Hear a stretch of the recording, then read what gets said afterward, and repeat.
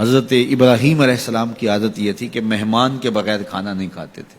اور یہ بات ذہن میں رکھو کہ جو کھانا مہمان کے ساتھ کھایا جاتا ہے اس کا حساب نہیں ہوگا، چاہے وہ پرتکلف ہی کیوں نہ ہو.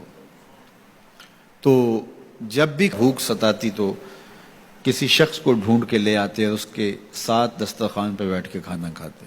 ایک دن ایک مہمان کو ڈھونڈ لائے اور کھانا تیار تھا تو کہا کہ اللہ کا مبارک نام لیجیے اور شروع کیجیے. اس نے کہا میں تو اللہ کو نہیں مانتا. تو کہا کہ میاں تیرا اور میرا رشتہ کیا ہے؟ میں تجھے اللہ کے نام پہ ہی تو کھلا رہا ہوں کہ تو اس کا بندہ ہے، اور اگر تو اس کا نام ہی گوارا نہیں کرتا تو پھر کیا باقی بچا؟ اس نے کہا روٹی کے چند لقموں کے لیے میں اپنے بت سے بے وفائی نہیں کر سکتا. میں بتوں کا پجاری ہوں اور مجھے بھوک بھی لگی ہے، لیکن میں اپنے بتوں سے بے وفائی نہیں کر سکتا. تو حضرت ابراہیم نے فرمایا تو اتنا غیرت مند ہے، اپنے بتوں کے ساتھ تیری یہ وفا ہے، تو سن پھر میں بھی اللہ کے نام کے علاوہ تجھے ایک لقمہ نہیں دے سکتا.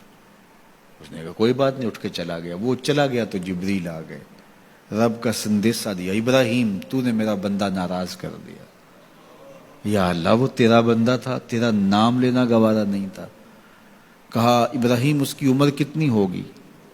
مالک 70-80 کے پیٹے میں ہوگا. تو کہا اتنا عرصہ ہو گیا نا کہ میں اس کو دے رہا ہوں، تم ایک دن نہیں کھلا سکے. اب ابراہیم علیہ السلام ان کو ڈھونڈ رہا، وہ پہاڑ چڑھ رہا تھا تو آواز دی او میاں آ جاؤ کھانا ٹھنڈا ہو رہا ہے. اس نے کہا آ جاؤں گا لیکن تمہارے رب کا نام نہیں لوں گا.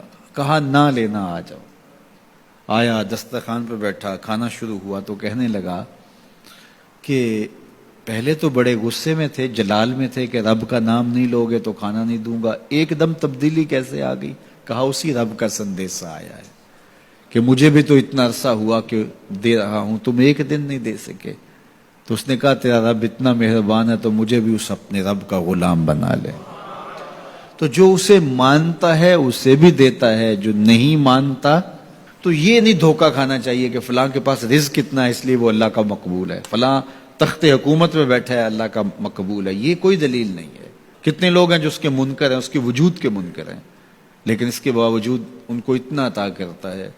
بلکہ فرمایا اگر تمہارا مجھے لحاظ نہ ہو تو کافروں کے گھروں کی سیڑھیاں بھی سونے اور چاندی کی ہوں، چونکہ ان کو سب کچھ دنیا پہ دے دیا جائے گا، آخرت میں ان کا کوئی حصہ نہیں.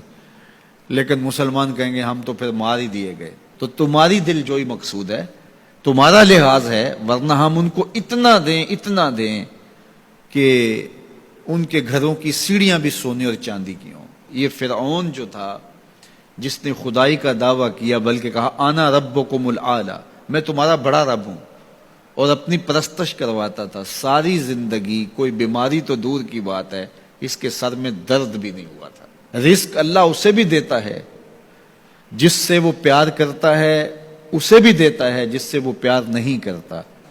وہ صرف رب المومنین نہیں ہے، وہ رب العالمین ہے. صرف مومنوں کا رب نہیں ہے، وہ تمام جہانوں کا رب ہے.